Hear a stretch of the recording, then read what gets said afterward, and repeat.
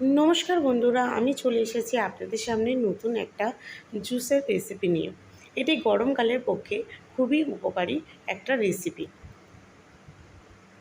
তার জন্য আমি নিয়ে নিয়েছি মাঝারি সাইজের একটা তরমুজ। ছুরির সাহায্যে আমি আমার প্রয়োজন মতন বেশ খানিকটা কেটে নেব তরমুজটা। যদি আমার এই ভিডিওটা আপনাদের ভালো লেগে থাকে তাহলে লাইক, কমেন্ট, শেয়ার করে দেবেন এবং চ্যানেলটাকে সাবস্ক্রাইব করে দেবেন। ছুরির সাহায্যে আমি এইভাবেই তরমুজটাকে পিস পিস করে কেটে নিলাম। আমি আমার প্রয়োজন মতন বেশ খানিকটা তরমুজ কেটে নিয়েছি। আপনারা আপনাদের প্রয়োজন মতন তরমুজ নিয়ে নেবেন। আপনারা চাইলে তরমুজের দানাগুলো তরমুজের থেকে আলাদা করে নিতে পারেন। যেহেতু আমি এটা একটা মিক্সিং জারের মধ্যে ব্লেন্ড করে নেব, সেহেতু আমি আর দানাগুলোকে আলাদা করলাম না। এই জুসটা গরমের দিনে খেতে খুবই ভালো লাগে। আপনারাও বাড়িতে বানিয়ে খেয়ে দেখবেন।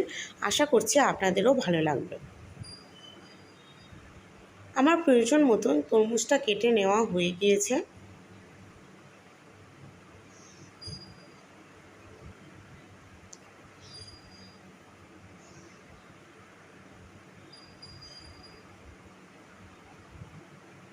এবার একটা মিক্সিং জারের মধ্যে এই কেটে রাখা তরমুজগুলোকে দিয়ে দেবো একে একে।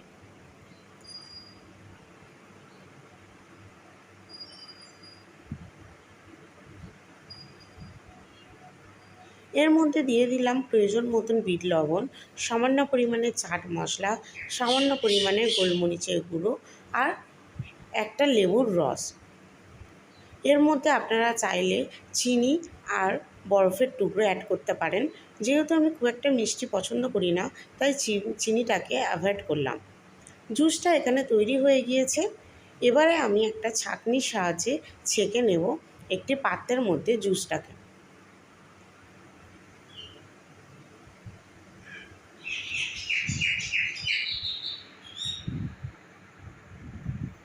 এবারে আমি গ্লাসের মধ্যে দিয়ে দেব 2 টুকরো করে বরফের পিস আর দিয়ে দেবো কেটে রাখা স্লাইস করে লেবুর পিস দিয়ে আমি এর মধ্যে জুসটাকে সার্ভ করে নেব।